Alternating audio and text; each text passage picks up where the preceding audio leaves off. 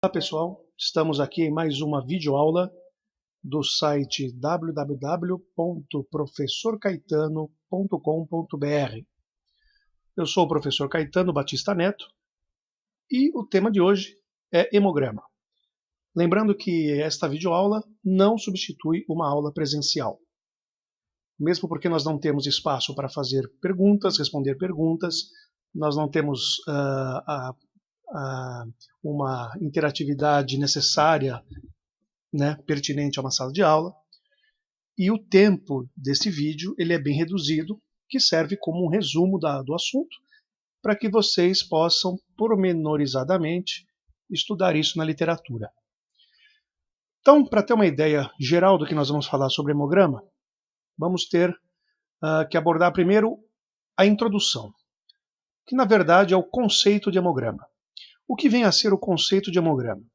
Lembra que o hemograma ele é um exame complementar. Só que não se iluda, ele não é apenas um exame complementar. Ele é uma reunião de exames complementares, porque neste exame se avalia muito item.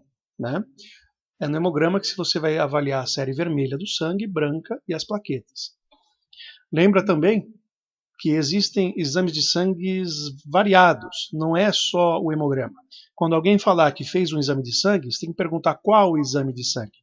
Porque tem exame de sangue para ver coagulação, que é o coagulograma, tem exame de sangue para ver glicemia, tem outros que é para ver substâncias químicas, pesquisar sódio, potássio, creatinina, então hormônios tiroidianos.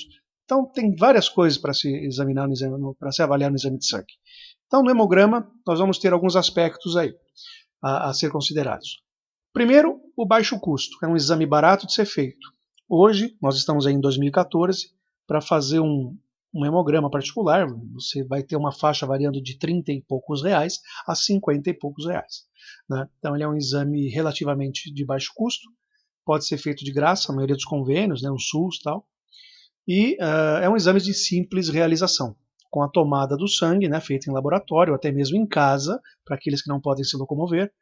O laboratório vai até a casa, pode fazer a coleta do sangue, e em questão de horas, 4 horas, 3 horas, você já tem o resultado. É claro que isso na prática não se viabiliza para os pacientes, mas em âmbito hospitalar você já tem de 2 a 3 horas um resultado do hemograma. Ele vai estar alterado em várias doenças sistêmicas ou locais. Então você tem várias doenças que podem afetar a série vermelha, a série branca do sangue, as plaquetas, você vai ter infecções e também doenças locais. No caso do cirurgião dentista, região de cabeça e pescoço, você tem abscessos dentoalveolares, que pode modificar o hemograma, infecções bucais, doenças autoimunes que repercutem em boca, e entre outras. Ele vai te fornecer uma ideia sobre o estado geral do paciente. Então você vai ter uma ideia se a pessoa está em condição de saúde satisfatória, boa, péssima. É claro que tem muitas doenças que não afetam o hemograma, mas quando ele estiver afetado, você já conhece, já tem uma noção do paciente, o que ele apresenta. É um exame de competência médica e odontológica. Agora, uma coisa que eu sempre faço uma ressalva. Nunca peça um exame complementar se você não sabe interpretar, porque senão você vai estar perdendo o tempo do paciente, deixando a enfermidade se alastrar ou piorar, e vai estar dando uma impressão errada de que você interpretou corretamente o hemograma, sendo que você ainda tem as suas deficiências. Então só deixa para pedir exame complementar quando você puder interpretar esse exame. É um exame inespecífico, ele não vai te dar nome de doença, ele vai te dar a condição que a doença pode deixar no indivíduo, então ele pode te sugerir uma orientação para você aventar suas hipóteses de diagnóstico. Ele vai avaliar a quantidade e a qualidade dos elementos figurados do sangue, ou seja, ele vai avaliar a quantidade de hemácia, glóbulos brancos, e as suas variedades, as plaquetas, e de uma forma também de qualidade, ele vai te mostrar se esses elementos estão em suas plenas funções. Então o exame vai abordar a série vermelha do sangue, branca e as plaquetas. Esse é um exemplo de um hemograma. né? É um exemplo de um hemograma que à primeira vista você olha, tem um monte de informação, mas se você cautelosamente prestar atenção, né? Peraí que apareceu uma mensagem. Isso. Se você prestar atenção, na parte superior do exame, você tem a série vermelha, na intermediária da página você tem a série branca, e no finalzinho a parte das plaquetas, tá? Que vai fazer essa separação para vocês aí. A partir do momento da coleta, ou seja, o paciente vai ter que estar em repouso, né? Vai ter que estar sentado, vai ter que estar descansado. O que significa o paciente estar em repouso, estar sentado? Ele vai ter que estar ali acomodado, de uma forma acomodada, descansando o braço, né, da coleta, e vai ter que estar pelo menos em 10 minutos aí descansando, né? Aí vai ser feita a coleta. Lembrando que a coleta desse exame, né, você vai ter que fazer uma antisepsia, isso é o profissional que vai fazer a coleta, vai fazer uma antisepsia, para daí ele começar a fazer o quê?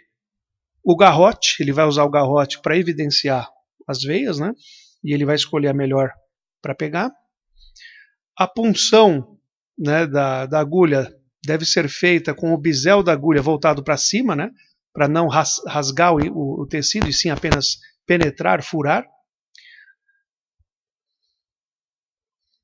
E aí sim vai ser feita pelo próprio vácuo, né? Que vai formar no tubinho de coleta, o sangue vai começar a ganhar no interior do tubo, né? Aí você tem essa imagem representando esse exato momento. Um tubo é o suficiente para ter já um resultado de hemograma, né? Muitas vezes eles tomam 2 para ficar com uma margem de segurança. Aí retira-se todo o aparato, né, com a agulha, tudo, e coloca um curativo. Bom, o que o hemograma então agora vai ser, como é que ele vai ser realizado? Vai ser processado. Ele vai ser colocado num computador de análise, né? É um sistema automatizado que vai separar em glóbulos vermelhos, brancos e plaquetas. O que vai ser avaliado na série vermelha? Primeiro, a hematimetria, que é o número de hemácias. E aí sempre vale comparar com o valor de referência, né? Isso o próprio laboratório fornece. Ele vai dar o valor de referência do lado do valor obtido, né, na análise. Então ele vai contar quantas hemácias tem, né? Então esse é um valor de referência que nós temos aí, acima de 7 milhões por milímetro cúbico você tem um quadro chamado de policitemia, que são várias hemácias do sangue se formando.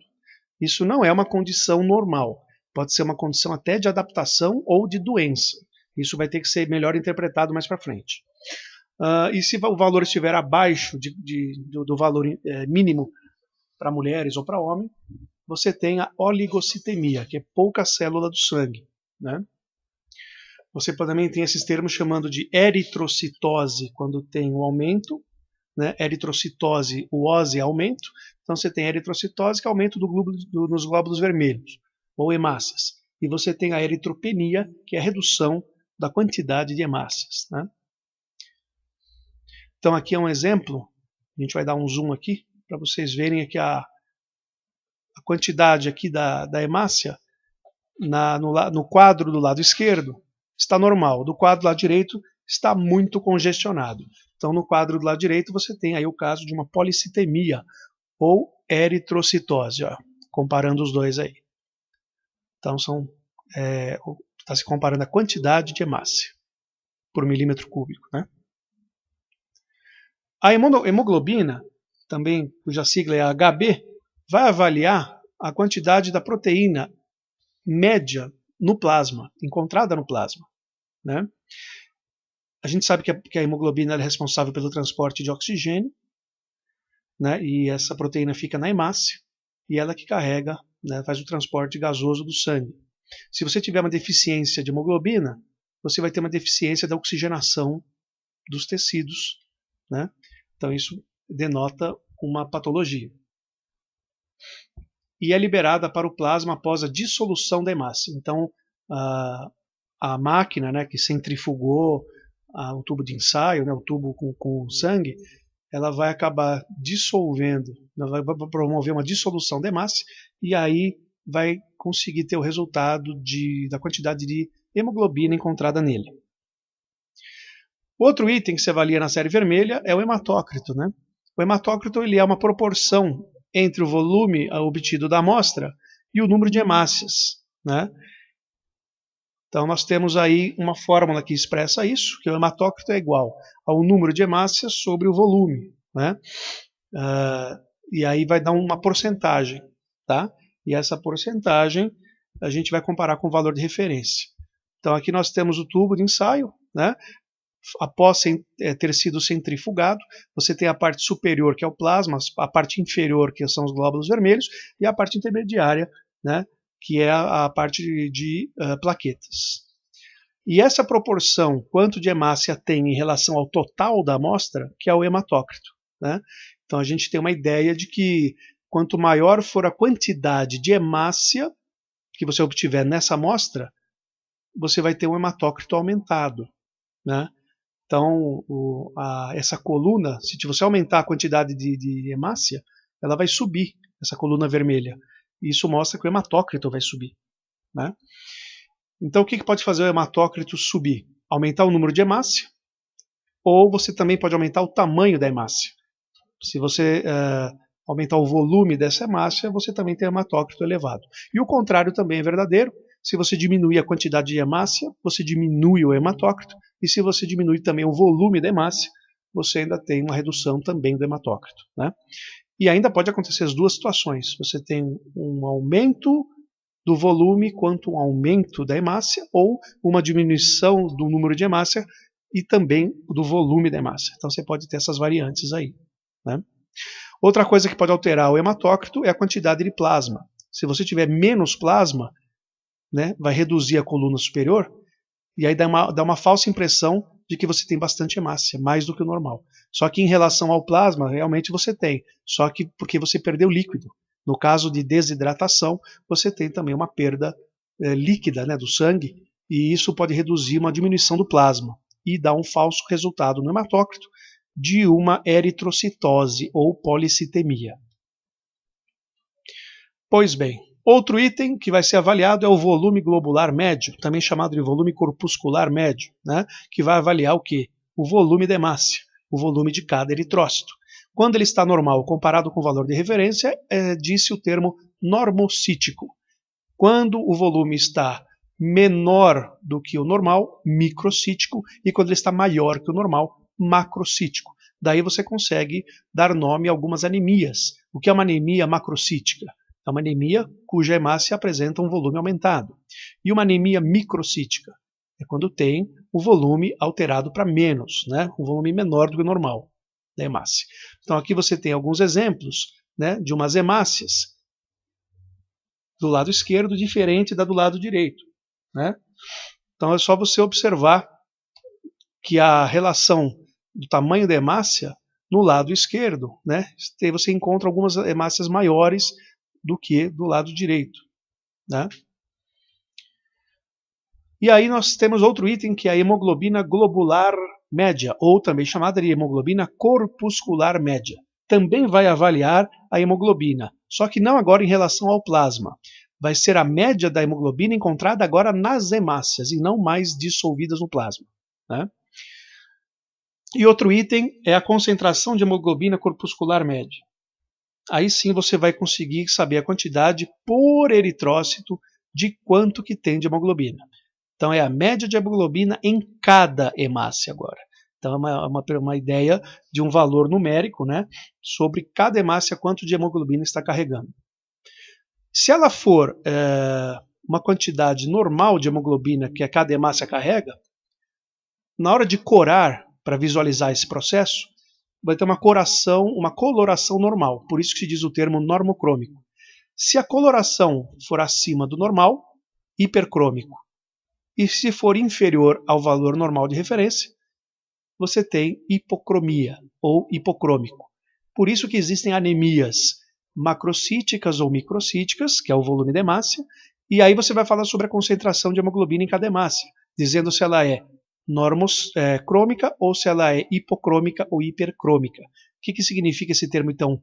Hipercromia ou hipocromia? Significa a quantidade de hemácia que foi corada, né, pela reação química na hemoglobina. Então, quanto mais hemoglobina você tiver na hemácia, mais corada ela fica, mais hipercrômica.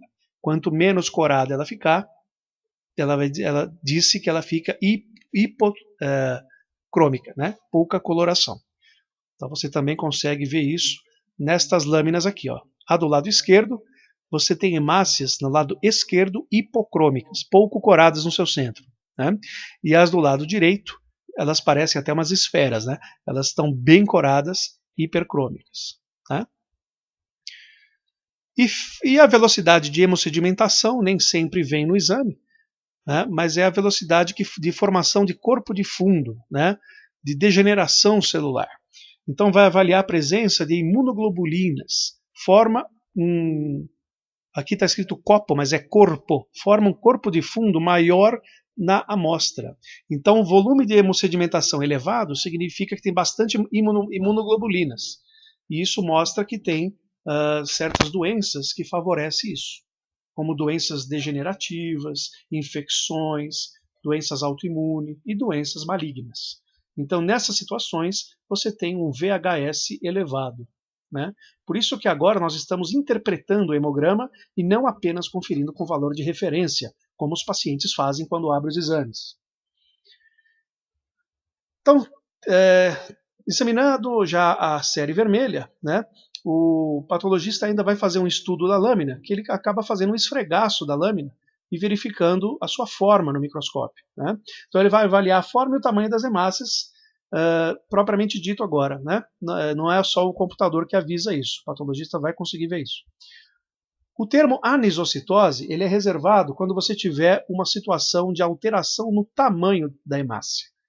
Anisocitose, alteração do tamanho da hemácia, pode ser para mais ou para menos. E a poiquilocitose é uma alteração na forma da hemácia, né?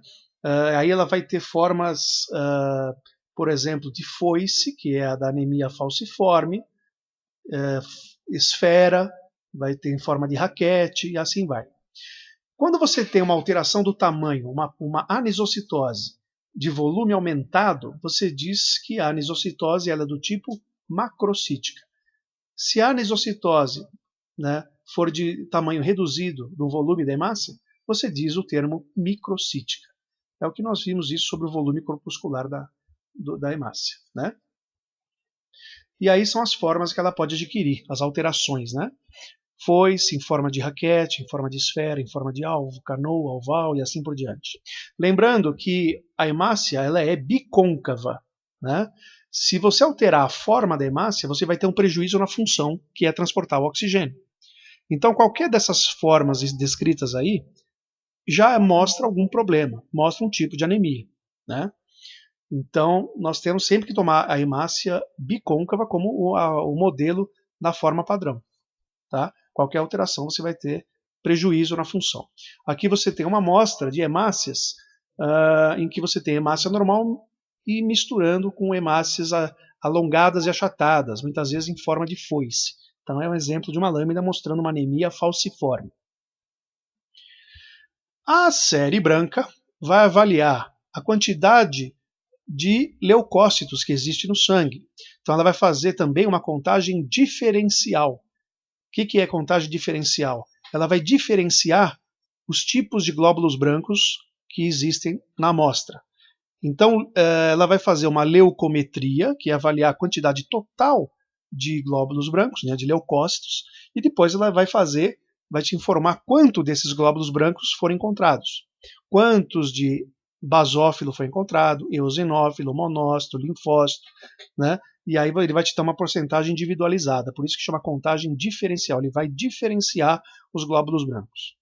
E esse número vai ser expresso em valores relativos e absolutos, né? Os relativos são um valor expresso em porcentagem, e o valor absoluto expresso em unidade mesmo. Então eu aconselho sempre a avaliar os valores absolutos, né? E aí você vai verificar na série branca também o fenômeno chamado de reação escalonada, se vai ter desvio à direita ou desvio à esquerda. Reação escalonada, você tem como base um neutrófilo maduro, que é normal você encontrar no sangue, e tudo que vier antes dele, ou seja, se você for fazer uma sequência, né, da mais jovem até a mais madura, até o mais maduro glóbulo branco, você está fazendo aí um desvio à esquerda, você está pegando células mais jovens. E se tiver mais células maduras, você vai ter células normais no sangue, né? Então vale um pensamento aqui importante, né? Que no sangue você só encontra células maduras. Então no sangue só devem circular células maduras.